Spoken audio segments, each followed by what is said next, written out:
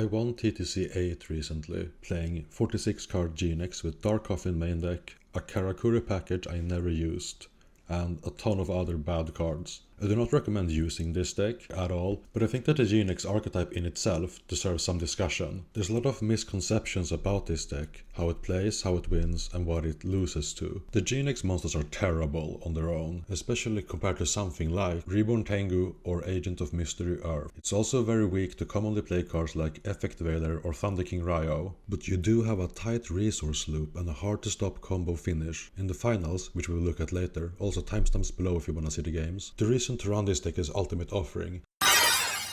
Let the spear shatter the frozen wings! Ultimate Offering is so good, we choose to play Chain Summoning as a lesser version. For Offering specifically, the monster summoned cannot have its summon negated. You can activate Offering multiple times per chain, but any monster except Chaos will miss timing if summoned as Chain Link 2 or higher. You can use your once per turn normal before or after you've summoned with Offering. Chain Summoning, on the other hand, instead gives you 3 once per turn normal summons. Before we talk about the card by card, what our goals are must be clear. Resolving Chain Summoning or paying 1500 life points for Offering represents 3 monsters. Crusher is the best, Turbo is good, Planner is okay. All 3 of those get you to Birdman within 3 summons, allowing you to Synchro Summon. 3 summons is either a successfully resolved Chain Summoning or 1500 LP from Ultimate Offering. You ideally do not want to commit more than 3 monsters into Unknown back row. If they're warning your Synchro, you spend less life points on them. Given you have 3 Birdman, a fully resolved recruited chain with 3 synchros is 5000 life. During an Offering chain, you can get duplicates earlier in the chain from your deck with Birdman.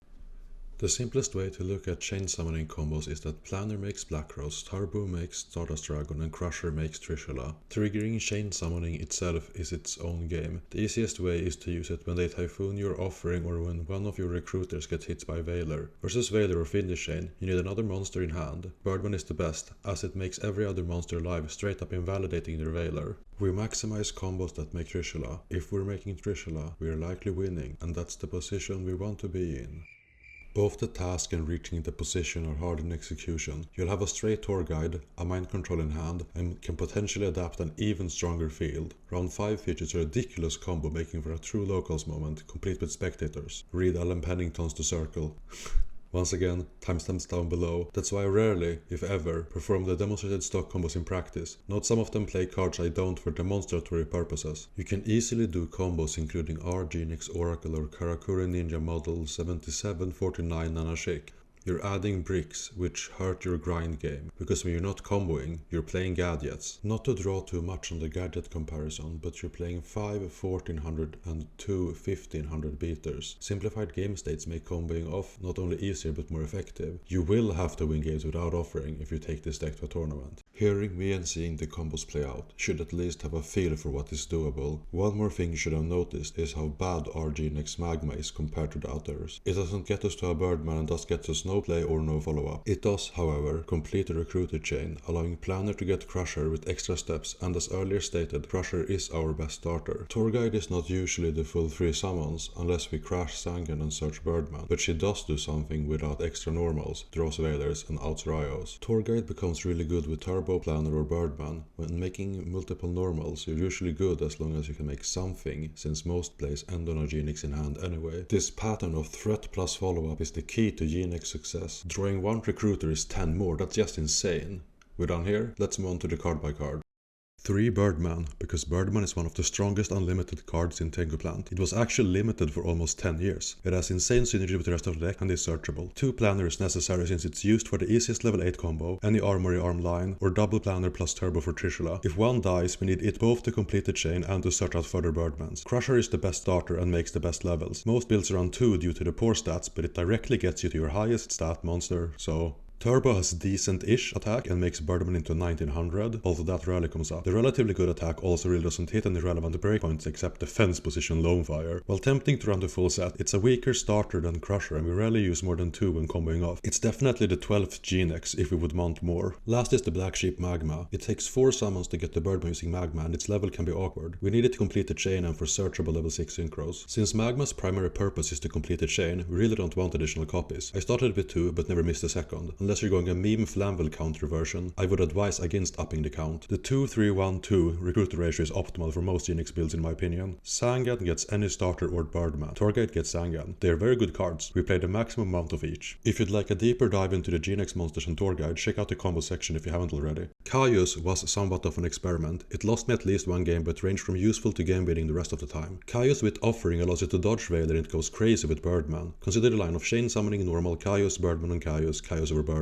You can summon Caius during your opponent's battle phase, which is usually unexpected and typically hard to respond to. I'm not sure I would play it again, but it performed well enough that it's not a bad idea to include it. Vortex Trooper was a 3-off in the previous version, which I'll not share out of shame. It digs towards Offering, allows you to trade your bricks for good cards, and is also somewhat of an extender during Offering chains. The problem, as if not obvious, is that it's a 0 attack monster with a slightly better effect than Dark Mimic level 3 if you do not have 2 disposable cards in hand along with a free normal summon. In theory this card was crazy, in practice it wasn't. The jury is still out on this one. This is also one of the 4 Wind Aqua monsters in Tengu Plant's card pool, so this takes place half of them. That aside, would I play it again? If I can fit any copies I would. The last 2 monsters are Karakuri Komachi in Nishi and Karakuri Merchant in Ashichi. They were included for the Beret Beast combo and I never used them for that purpose. I would not play them again unless the build was Karakuri splashing Genex rather than the other way around. It's interesting how Merchant can get copies of itself under Offering. Another idea for another deck. Book of Moon might be a spell, but it's also among the best defensive cards in this format and we need to beat Ryo. Chain Summoning was already explained in the combo section. I'm not sure 3 copies is the right move going forward. I mostly chose to max it so I could feel its impact more in 4-6 cards. It's actually performed quite well, unlike some other cards we'll get to. Part of the problem is that its inclusion warps the deck, making cards like Typhoon or Compulsory more valuable than Smashing Ground or Dimensional Prison. We'll get back to that. Darkhole and Mind Control are pretty self-explanatory cards. Monster Reborn should be self-explanatory, but this is probably the deck where it has felt the weakest to me ever. Only Sangan really gets value unless you have Birdman or their Envoy has been destroyed. Not a reason to cut it, just an observation. I like Heavy Storm even with 3 Offering and 15 traps. I can see running without it, but I'd side it if that's the case. When so much of your removal trades is chainable or is Starlight Road, it didn't hurt me more than it helped. Cards also cracked, so there's that. Typhoons are just good overall cards and play very well with Chain Summoning. I can see any number between 0 and 3. In some matchups I sided them for Lances instead, but I'm not sure I drew them, and looking back at the games they wouldn't have had much of an impact anyway. We don't really benefit from Lancing a Ryo, but I digress. Typhoon was good and should stay mained. Part of Avarice is insane here since the recruited chain fuels Avarice and Avarice fuels the chain. I did like Slapgod's idea of running Dimensional Fissure, even if only in the side, but I honestly feel like macro effects don't do enough to justify themselves. They do clear failures at least. Point is, Avarice Reborn Sangan has higher value most of the time, enough so that I didn't even side such cards. Potentially siding Avarice and Reborn for 2D fissures? Something to keep in mind. 3 Duality should be an any Genex deck as you thin, can still do massive damage using normals, and it gets you to Offering. Some might find it laughable to play 4-6 with 3 Duality, but 43 without it is definitely worse. Believe me, I will address the deck size in depth later, but for now, the answer regarding Duality is that within the deck, want the selection and is hurt very little by it. Bottomless Trap Hole is one of the best removal traps in the format and one of my favorite cards. It performed really well and I would not consider cutting it. Not much to say honestly. I only mained 1 Dimensional Prison in an attempt to diversify my traps, but sided the second copy every time I kept any copies in. It performed really well, its mere presence in my deck giving me at least 1 win. Going forward I'd definitely run 2 and maybe even the full set, although I have a hard time seeing 3 Prison 0 Compulsory being better than 2 Prison 1 Compulsory. I also ran Mirror Force because if Prison is good, the superior version of it is better. Starlight Road was great, losing me only 1 game and winning me several, like Caius. Weird how high impact, harder to resolve cards tend to play out like that. Trap Dust Shoot is the best generic card in the format and the second best overall. I still think it's crazy how it's not in every deck list. Here's where we get back to Chain Summoning. Compulsory Vacation Device and Legacy of Yatagarasu are primarily included because they're chainables and we don't really want discard traps. The only other trap that can realistically do it is Torrential Tribute, which both helps dodge Veiler and build chain links. It's also a really good card by itself obviously. Compulsory didn't really perform stellar, but carried enough weight that I'm probably going to keep some number of copies between maid and side. I also didn't really draw it and faced a lot of decks where I sided it out. Legacy was good but definitely cuttable. It allows some cute plays and I like it enough to play possibly more copies. Being chain summoning friendly, a great bluff, and a lethal upstart by itself makes it very good on paper. I've already talked about Offering in the combo section. It's the reason to run the deck. The last main deck card is Dark Coffin. The theory was to punish random Typhoons and it has synergy with either player's Black Rose or Scrap Dragon. In practice it sucked, I never resolved it, it was always dead and it was the easiest card to remove post tournament. Don't run it.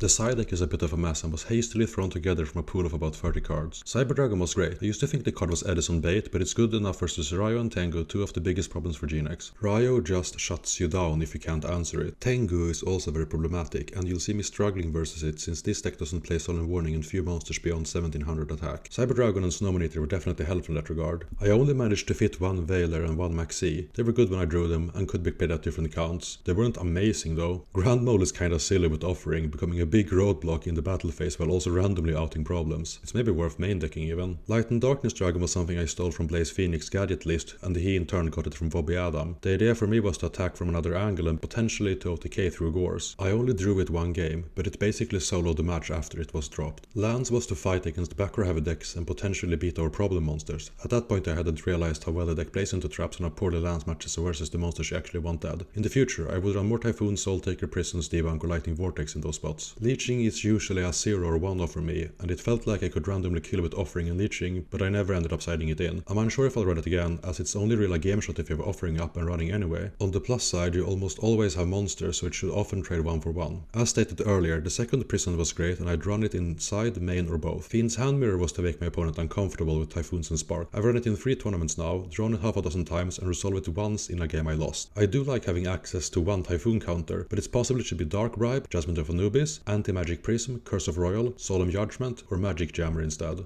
I never resolved the Mind Crush, but the card is good and I like blind calling when I'm in a winning position. They're not necessary, but I'd keep them.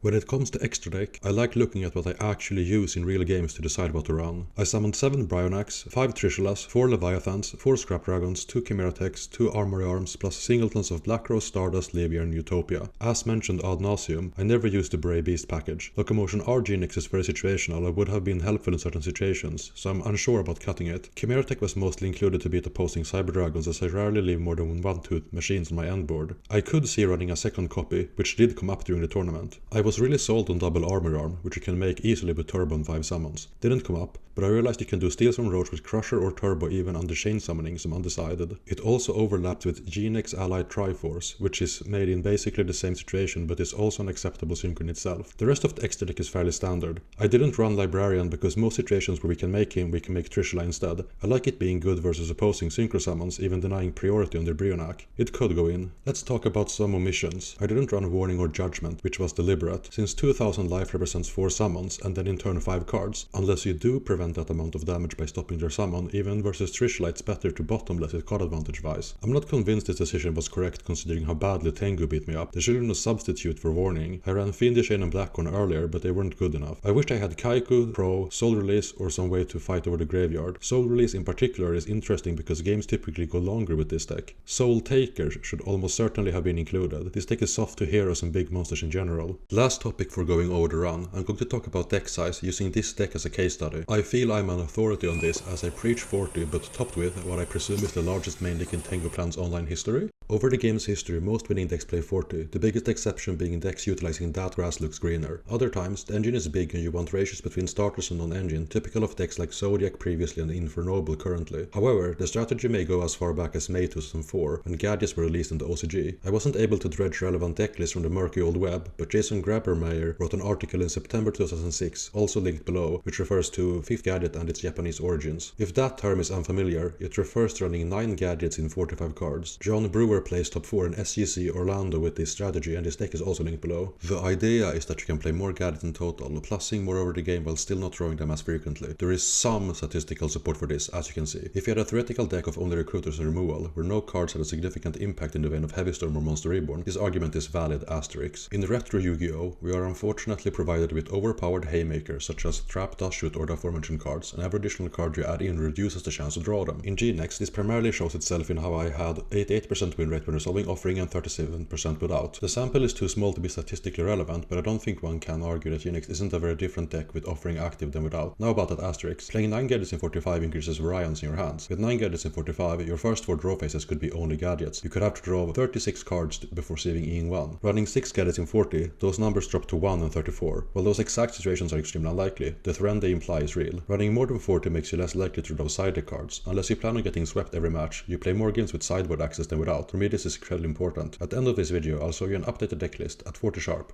40, gotta love to see it. So if I think it's flawed at best to run beyond 40 and I'm cutting down to it, why did I run 46? I wanted to test cards. Since my playgroup flaked on me, I didn't get to do any testing. My previous Genex runs had all been terrible. My expectation wasn't to perform but to get a feel for how the cards I wanted to test, such as Chaos, Chain Summoning or Coffin, would play out against people who wanted to win. I think I mentioned this in an earlier video, but going beyond 40 for experimental purposes is a great way to test effectively. I usually just don't need to do so during a tournament. You shouldn't play more than 40. No, playing one additional card doesn't turn a good deck into a bad one, but it does make it worse. Is the same true for all decks? Yes, but not to the same degree. The more Gadget like your deck, the smaller the impact. And with that being said, we're finally ready to jump into the games.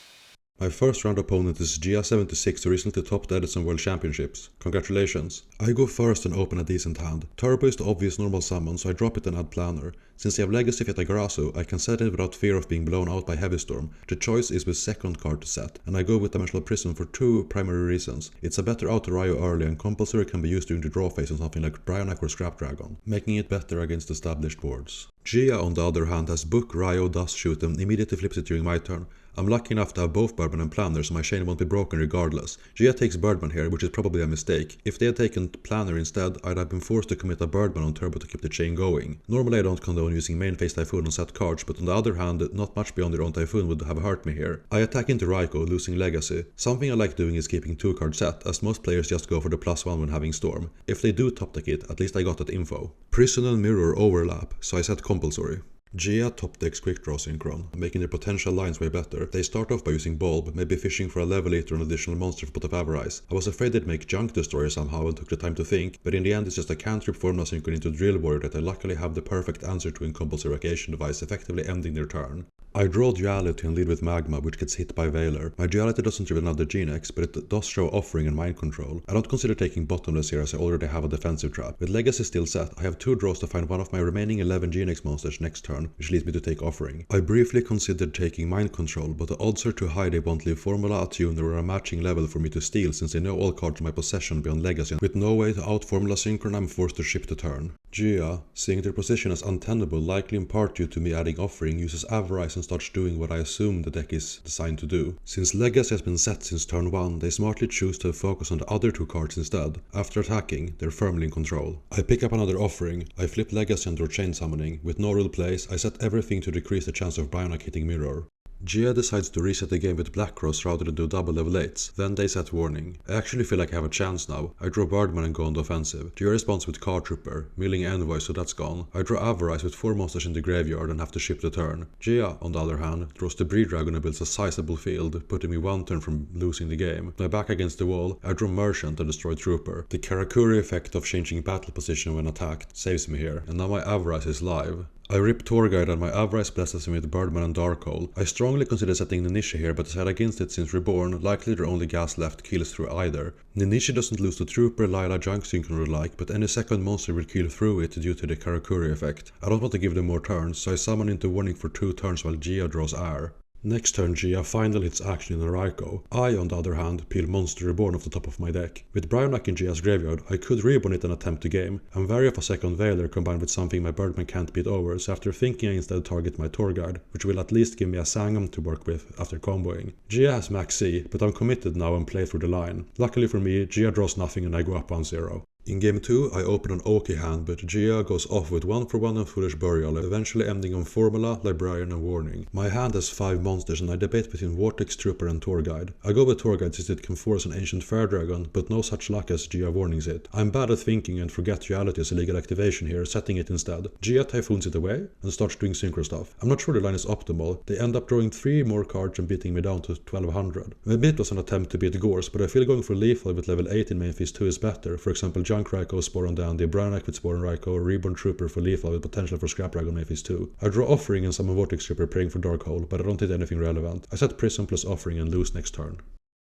For the decider, if I open a great hand, It's pretty clear that the move here is to summon Turbo set book. Gia slams a presumably sided Ryo and I book because I'd rather keep Darkhold in hand, knowing what their deck is capable of. I draw into Duality and debate if I should use it or go Planner, Maxi, Chain Summoning and try to combo out. With up to 5 monsters available, I could potentially do Blackross or Bryonac into Trishula. Ultimately, I'd rather not waste Maxi here and want to dig into more defense, so I field with Planner. Taking Birdman here loses if they can remove both searchers, but I'm fine with reborning one of them if needed. Next up, I play Duality, revealing 2 more monsters in Mind Control. One could make an argument for taking any card here, but I take Mind Control because it meshes well with Birdman and it prevents them from setting Raikou. Gia has a terrible hand with 5 tuners. They set Debris and ship. I decide to strike and start off with Birdman so I'll have follow-up if they have Torrential. It should also bait Maxi. With my great spread of levels, I should be able to use whatever monster they set, so I Mind Control it and it's Debris Dragon, about the worst case for me. I make Utopia, which they warning. I drop Planner, beat and set Mirror Force. I'm now up 4 cards from 4000 life with 3 limited cards in rotation. Gia draws another quick draw, sets Spore and passes. I top deck Offering and do Magma, Bryonac, Reborn. Even if they had Gore, Starcall or whatever, I'm probably winning this, so I just finish them off in a very anticlimactic final game. Round 2. Fight!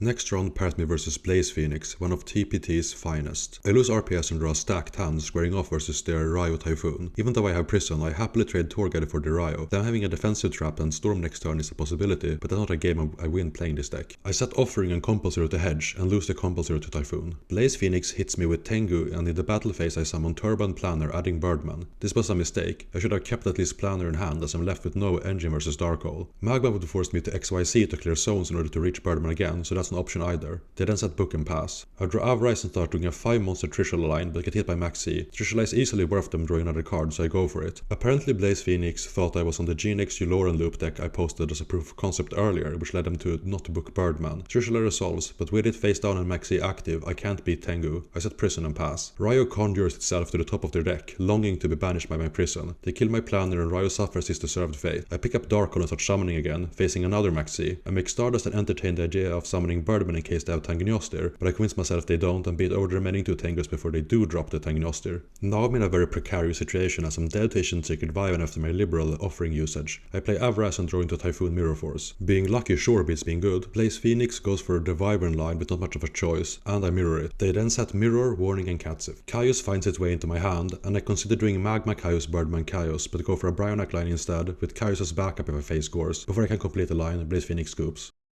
Blaze goes first again and makes Leviathan, then sets a Typhoon. I debate using Storm to ensure I don't take a direct Leviathan attack, but after seeing so many monsters game 1, I decide to risk it and Neospatian Grandmole does bounce Leviathan. I then Duality into Mirror and set Storm, thinking their set was a high value trap that they want to spend on Mole. This was probably a misplay, and I do get punished by losing my Storm. Blaze rips a Tengu to which I have no answer and beats, then sets their hand. My instinct is to go for Mole, but I instead try to build my field by setting the Nishi along with every settable card in my hand. My reasoning was that I can answer any second monster they play with Mirror, protecting Nishi if need be. If the Nishi does survive, I can summon Turbo and Blackross next turn. Blaze attacks with Tengu and bounces off to the Nishi, then destroys it in Mephis 2 with Catsif. At least I'm happy I didn't go for Mole here. I rip a Torguide from my deck and make Leviathan, then chicken out of attacking, which was a mistake. Had I had an answer on my attack, I could have chained Legacy and chain summoning, either summoning Mole for protection or made a synchro play with Turbo. Now instead Leviathan gets compulsory in my end phase. Clear misplay. Blaze Phoenix keeps poking with Tengu and I'm quickly approaching being dead to a resolved Wyvern, which I know they can make with the Kushano that was added back. I summon Mole and it gives me another turn. At this point I summon Turbo, ready to do Legacy plus Chain Summoning. Blaze Phoenix overchains Torrential, which clears my Grand Mole. I should probably have attacked first. Now with Chain Summoning active, I can attempt something but get Mind Crushed. I play Avarice, then Legacy, needing to hit a summon which does something. I do get Birdman and go for a Blackross, which gets hit by Veiler and Mirror Force. Tengu hits the red zone again. I draw Planner and proceed to misplay here. With Kushano in hand, I should have Darkhold Tengu so I could use Compulsory and Mirror Force to get rid of the last Tengus. Blaze rips Heavy Storm regardless, and with the writing on the wall, I concede.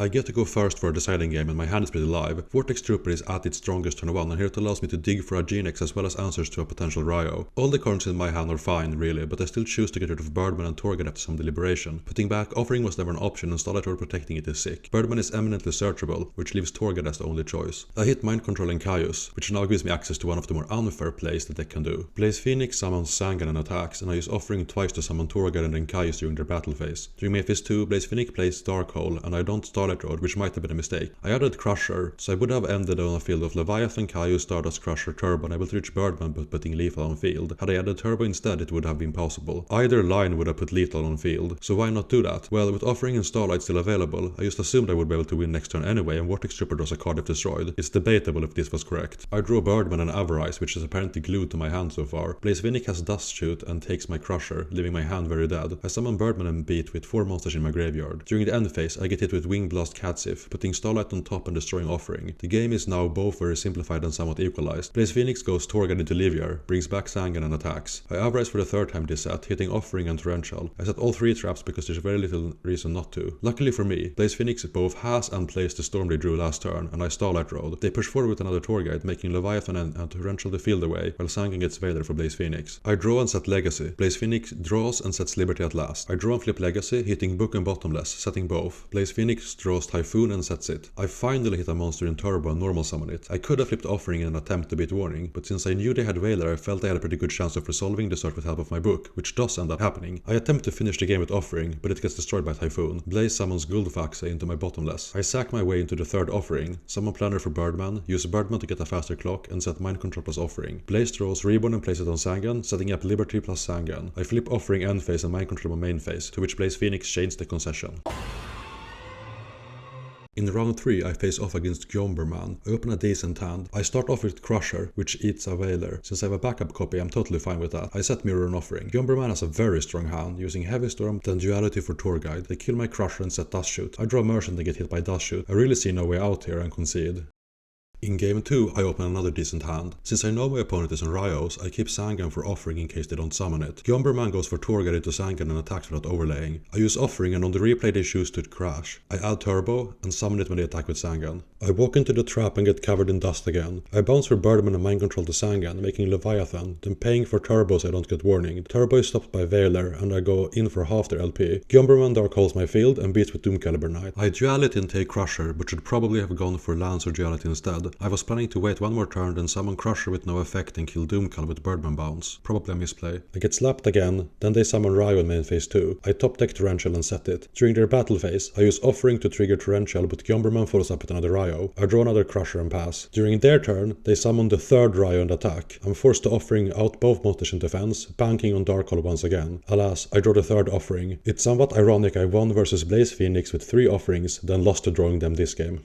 Round up! Next round I face off against another TPT mainstay, Hymne. I lose another die roll and open a mediocre hand. Hymne does what Jirak usually does turn 1 and summons Velo with a back row. I debate using Typhoon, then Book and Birdman beat. I decide on just setting Prison and Typhoon instead, potentially drawing out a Lance before committing. Hymne attacks into it, searches another and summons it, then sets 2 more. I snipe Judgment with Typhoon. I top Sangan and think. I could go Sangan, Birdman, Typhoon or Book, chain summoning, but the line loses to everything. I bank on them not top decking Ryo and set Sangan with Compulsory, which I lose to their Typhoon. Hymne luckily has neither Guaiba nor Ryo and I get to add Crusher. I draw Duality and once again consider going in with chain summoning, but since I'm at 9k and can easily wait for better setup, I choose not to. Therefore, I Duality revealing Typhoon, Magma, Tour Guide, picking Typhoon. I summon Crusher, which should probably have been summoned beforehand, then set Typhoon and Book, now ready for a chain summoning play. Hymne attacks, main phase 2's Iolo and makes Librarian. I draw Offering and I'm now extremely ready to go. I'm going to attempt Black Rose, so I summon Turbo and chain Typhoon on the card Hymne has had set since turn 1, reading a powerful trap. It turns out to be Book, which they chain on my Turbo. I resolve chain summoning. I start out Planner, which Hymne stops with Veiler. They then ask if they can read Turbo, and I blank on Birdman needing to bounce a face-up monster. Hymne thankfully catches it when I attack with Birdman, and I go for Leviathan line instead, running into Shrinken now with only 1 Birdman left in deck. Hymne uses Iolo to bring back Velo, then attacks Turbo. Since I'm going to Offering, I use my Book on Librarian to both save life and deny them a card. My next draw is Bottomless, and I summon out a bunch of my monsters, going for Scrap Dragon. I, for some reason, decide their back row is Mirror Force and refuse to attack until I can clear it. Hymne flips Librarian and I Bottomless it. Since my chain is now broken, I attempt to destroy the back row, but Hymne uses Veiler and I'm now convinced it's Mirror. I turn Scrap Dragon to defense and start beating with Turbo. Since there's still Guaiba left in the deck, I probably should have destroyed the Turbo instead of Offering. Hymne draws Torrential and sets it. I finally destroy the back row, which turns out to be Shrink. I once again get in with Turbo and set my own Torrential. Hymne gets rewarded for their place and goes for Kindling Iolo Torrential. I use my own Torrential on the Velo, planning to put a 2-turn clock with Tour Guide. However, I rip Reborn and just reveal both cards to which Hymne concedes.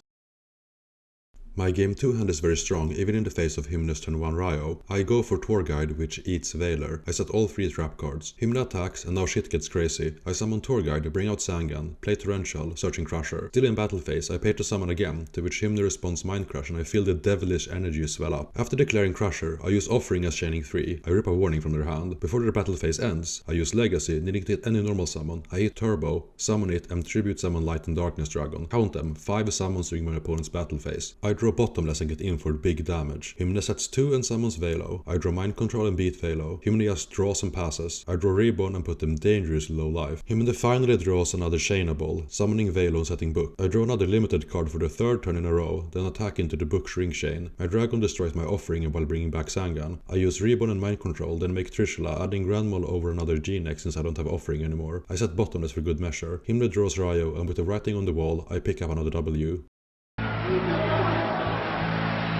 For the last round of Swiss, I matched up with teammate and friend Janky. He's playing Monster Mash and I draw a God hand versus that deck. Summon Turbo, Duality into Mind Control, set Offering, Book and Legacy since there's no threat of Storm. Janky just passes. I draw a Crusher and go for no TK line, but get hit with Max C on Birdman. I attack and Janky drops Tragoedia, so I make Trishula. We were in a voice call during this game and Janky remarked that Sangan was safe to summon now since I used Trishula. For once, I let the footage speak for itself. Happy feet. Wombo combo. That ain't Falco. That ain't Falco.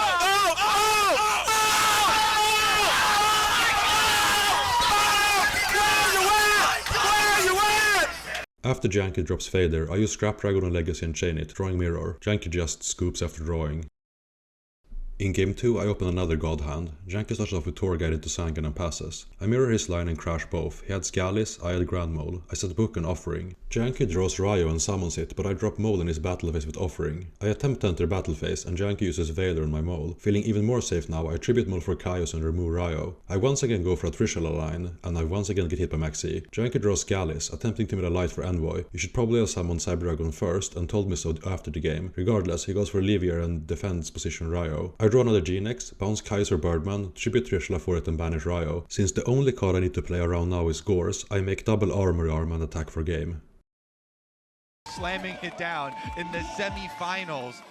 In top 4, I square off against Grabher-Meyer again, but win the RPS. It's hard to beat Cognitive Bias, but them having Storm in the opening is unlikely, so I go for Duality, revealing Mirror, Crusher and Bottomless. I pick Bottomless with hope of resolving Sangan. Next decision is what to set with Legacy. Since Sangan goes well with Torrential and they know I have Bottomless, I decide on not setting Bottomless just yet. I set Torrential and Legacy. Grabher-Meyer drops Cyber Dragon, probably assuming I set Bottomless. They attack and I resolve Sangan adding Merchant. This should have been Crusher. It's worth noting at this point it's pretty late, so Top Cat is filled with misplays from both sides. They set Raiko and Book. I pick up Compulsory and resolve Merchant, adding the Nishi, then fuse away their Cyber Dragon for Chimera Tech. I attack into Raiko which destroys my Legacy. I set Typhoon before passing. Grabher-Meyer picks up a second Cyber Dragon and beats over Chimera Tech, and I blast their Book with Typhoon. I draw another Duality after the side between Duality and Tour Guide. Since I'm still at high life with 2 traps in hand, I go for Tour Guide expecting a Veiler. Unfortunately for them, Grabher-Meyer only holds 2 mediocre trags. I make Leviathan an attack, to which they do resolve a Tragedia. Grabher-Meyer summons Ryo, ostensibly to make me use the Bottomless I've held since turn 1. When I don't, they go for Chaos Sorcerer, to which I flip Torrential. In a reflection of our previous game 1, they concede, possibly too early. For game 2 I have another good hand and my first dust shoot of the tournament. Grabher-Meyer summons Ryo and sets 2. I set Book, dust shoot, Offering and pass, planning on going off during their battle phase. Grabher-Meyer typhoons my Book and now I can't do much of anything. During their turn I flip dust shoot and think, then decide on taking Alchemist so the clock will be slower. This too was likely a misplay, I should have taken Raiko. They get in with Ryo and I top deck Mole. I'm bad and don't summon it with Offering, which Grabher-Meyer capitalizes on by flipping Warning. They draw another Ryo, Raiko destroys Offering and they bash me to low life. I draw another Offering and concede. In game 3 I find open a decent hand and start off with Tour Guide into Leviathan to make Ryo less of a desirable play. I didn't give much thought to setting Snowmanator but probably should have considered it. I have multiple options to set but feel no need to rush with how good I presume Snowman will be here. Offering could lead to a quick win, but setting it after using Storm sounds right to me. I set lands and ship. Grabher-Meyer draws Typhoon, then summons Cyber Dragon and Alchemist banishing Decree. They attack and use Book on Leviathan. I draw into Chain Summoning and go Planner into Birdman. Here I make another legal play that unfortunately goes uncaught this time. I use Birdman and their Cyber Dragon to make Chimera Tech. The monsters need to be sent to the graveyard, which Birdman cannot be. I attack Alchemist, set Offering and pass. Grabher-Meyer draws Reborn with nothing better to Reborn than Cyber Dragon, so they decide to use the Duality instead, picking up Warning. During my turn I go off with Offering, to which Warning does little to nothing. I go for Lethal with the possibility of main phase 2 Trishula, but they have nothing and I advance to the finals. Grand Finals. The finals is a rematch versus Blaze Phoenix. My opening hand is mediocre, with 2 Planner and Dark Coffin. I start off with Planner into Birdman to make Torguide follow-up more effective. I considered taking Magma instead to get access to more recruiters, but with Reborn and Torguide access, another normal summon isn't what I want. The correct play was likely Torguide into Leviathan to enable Reborn faster. I set Coffin and Bottomless. Blaze Phoenix summons Tengu and attacks, then sets Dust Shoot, flipping it in my draw phase. They take my Torguide, and I'm now left with a Planner Armor Arm line as my only viable play into Tengu. I instead choose to pass, so Blaze Phoenix won't be fully certain what I set in the coming turns. They play down Torguide, bring out Sangan, laying in the beats. Since I'm dead to almost anything now, I normal Birdman, even though I should probably have bounced Planner for it instead, attack Torguide, then set Book and Bottomless. Blaze Phoenix summons a second Torguide, makes Leviathan into my Bottomless, then I book Tengu with it attacks. After turning Sangan, they set Warning and pass. I draw Mirror Force and attack over Tengu, then summon it to myself with Monster Reborn, to which Blaze Phoenix chains Maxi. Normal Planner add Magma makes Scrap Dragon, which they Warning. Luckily for me, Blaze Phoenix has the third Tengu in hand. I set the Mirror and pass. Blaze Phoenix attempts to attack me down to 200 and I mirror to preserve my life points. They add the Tangnios with Sangan before summoning the last Tengu into my second Bottomless, then set Liberty at last. I draw Starlight Road and summon Magma into Veiler. Beat, set, pass. Blaze Phoenix sets Tangnios and Warning. Nenisha makes an unwanted appearance and I go for Levier, which gets stopped or Warning. Blaze Phoenix flips the goat and gets the horse, then attacks and passes. I draw Caius and they finish me off next turn.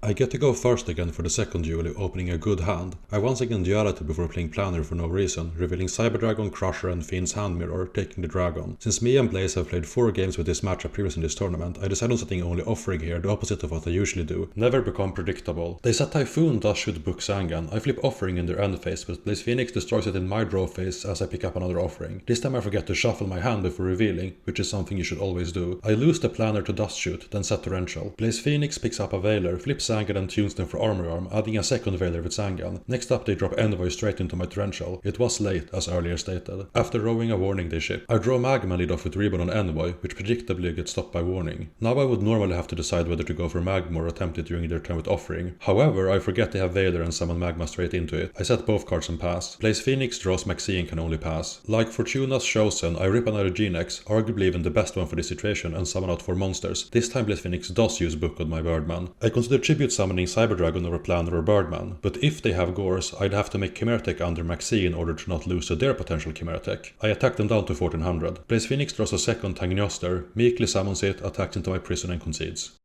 Tied at 1 apiece, Blaze Phoenix starts the final game of the tournament with just a Ryo. My starting hand isn't good in the classical sense, but it should be able to stall long enough for me to get going. I trade Cyber Dragon for Ryo and set Torrential. Blaze Phoenix summons Tengu and beats, then attempts to reborn their own Ryo, which I Torrential. They set their own Torrential before ending. My draw phase yields Chain Summoning, then I summon Cyber Dragon, which they allow. I attack Tengu and set Prison. Blaze Phoenix summons Catsif, Synchros Catastor, then fuses for Chimera Tech, which I Prison. I top deck Starlight Road, then play Duality revealing Torguide, another Duality and Caius. I take Torguide. Next up, I set Starlight along with Chain Summoning. I didn't put much consideration into reborning Rye or Catastor here, rather than playing Duality, but maybe should have done so. My opponent rips Storm and plays it straight into my Starlight, revealing Torrential due to a ruling misunderstanding. Forced to commit something, they drop Envoy and banish my Stardust. With my back against the wall, I draw Crusher. I consider my options. I need Blaze Phoenix to use Veiler or another card in response to my normal summon trigger, so I summon Torguide and they swallow the bait, allowing me to trigger Chain Summoning. I debate which line to go, then change my mind last second from Black Rose to Bryonak, even though it almost certainly would have been better to go Black Rose. If they have a second Veiler, I'd lose anyway. Had I gone Black Rose, I would also have ended with Planner and had rather than nothing. Regardless, I bounce Envoy and attack. Blaze Phoenix draws Mirror, plays Darkhole, sets Mirror and passes. I top deck a second Chain Summoning and set it. Blaze Phoenix draws and summons Catsif, putting me on an 8-turn clock. Planner once again comes to the rescue, and I go Gadget mode, bouncing it with a Birdman that runs into Mirror. They draw Typhoon, attack, set it and ship. I draw Crusher and debate whether to summon it or Planner. I decide this is not going to be a game I lose due to running out of Birdman, and would rather have them not know that my hand contains 2 monsters. I once again go Planner into Birdman, which this time hits Torrential. Blaze Phoenix main faces Typhoon on my Chain Summoning, then sets the Refresh Warning and passes. I summon Crusher and add, then set my newly drawn Prison. My opponent draws and sets Mind Control. I draw my last Birdman and Turbo into Warning. Blaze Phoenix draws Wing Blast and sets it. Next up, I top deck Offering, summon Planner and add Magma. I decide against using my last Birdman as I would be out of tuners if they held an answer. After my next set of attacks, Blaze Phoenix is down to 600 life points. Blaze Phoenix draws and summons Guldfaxa, then uses Mind Control on my Planner, making Librarian which attacks into my Prison. I flip Offering during end of battle phase, and even with Wing Blast, Blaze Phoenix is unable to stop me from attacking for game, so I win after 15 turns of my opponent holding Envoy.